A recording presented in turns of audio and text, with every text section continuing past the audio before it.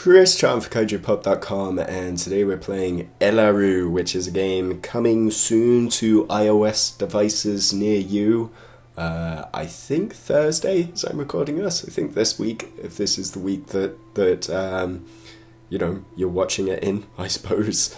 Elarooh is a first-person misty adventure game,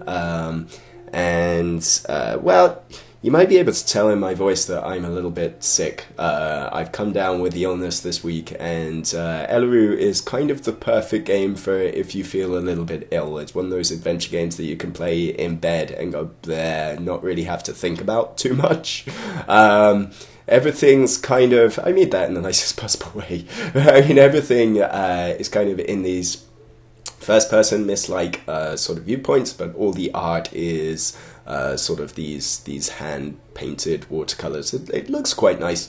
And if I show you the map here, you can see what we've got to look at over here. And this is the map of the game thus far.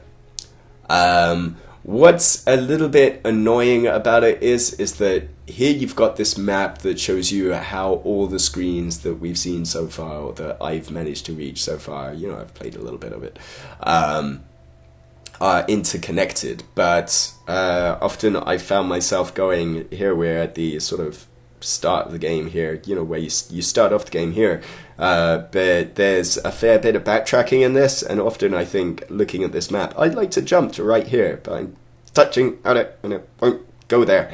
So that's a little bit irritating, because part of the deal is here, I'm wandering through a forest. You're in a forest for some unknown reason, and you've got to chase after, like, I don't know, 4 magical MacGuffins, something like that. The plot really isn't too important. It's more about solving the puzzles that are involved. And yeah, you kind of have to back and forth an awful lot. It's kind of about, finding a little stream, and then filling a bottle up with water, and then going, right, now I can use that to water a plant later on. But yeah, it's a little bit irritating to have to continue to go back and forth. One thing I can do is, by touching the icon in the top left of the screen here, I can switch from day to night, and that kind of has different effects on things. So if I switch to night here, there's an owl. It says hoot hoot. It's the only thing that's different. So to navigate, you kind of touch back and forth. There are some parts where the sun is too bright, so I touch that and it goes to nighttime, and then I can advance by clicking through there. It's a little bit kind of counterintuitive sometimes in terms of how things work. So I don't know, if I sort of touch forward, there's no real clear idea of where you should or where you can touch. So here there's a clear path going forward, and I can touch upward here.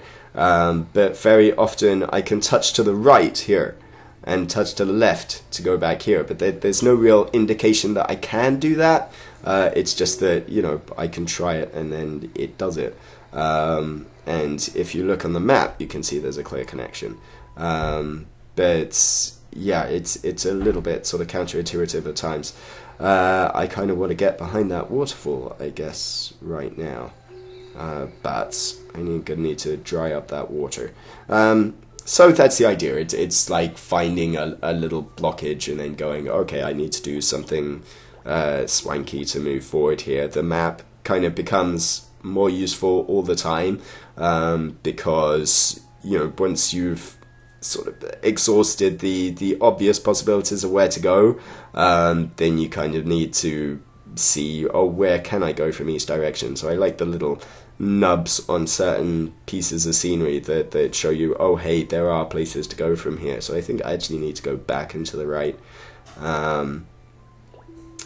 One kind of thing, I don't know whether we'll get to see a puzzle here, hopefully we will. A lot of the puzzles there are kind of a little bit arcadey in nature. I found one sort of slidey block mini game, and one where you're sort of you find marbles hidden around the environment, and you have to play a mini game of Peggle to open gates and things like that. So that's kind of nice. You know, there's little mini games to propel you forward. But in general, like, none of the puzzles here are really going to stretch your brain. It's a bear!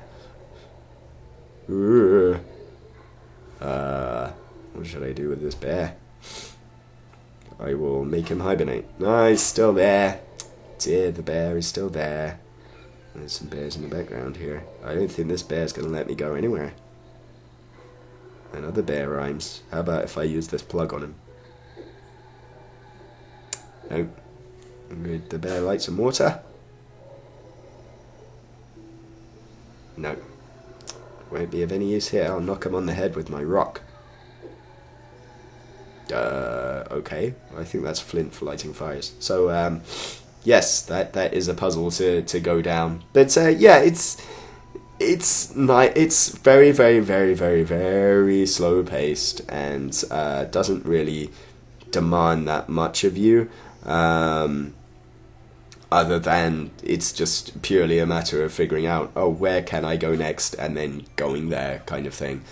Sometimes the load times are pretty long, as I'm discovering here. The music's kind of alright. It's a little bit twee, if you can listen in the background. So I'll bring the music up for a second. But it's still really quiet, whatever I do. Yeah, it's one of those games though that the music's on about a 15-second loop, and you cannot listen to podcasts or any of your own audio. The game won't let you do that, so that's instantly a few marks off in my book. But yeah, apparently can I climb these vines? Perhaps if I water these tendrils. There you go. Oh, hello. Nope. It won't let me. If I make it daytime.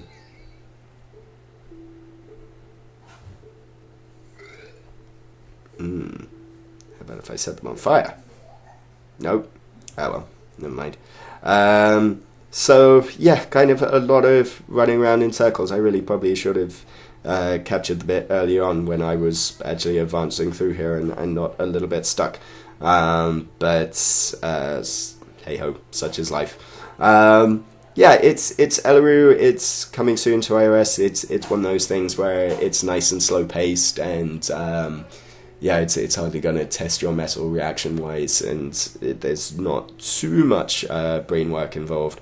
So it might be a nice little relaxing number as long as you don't expect too much of it.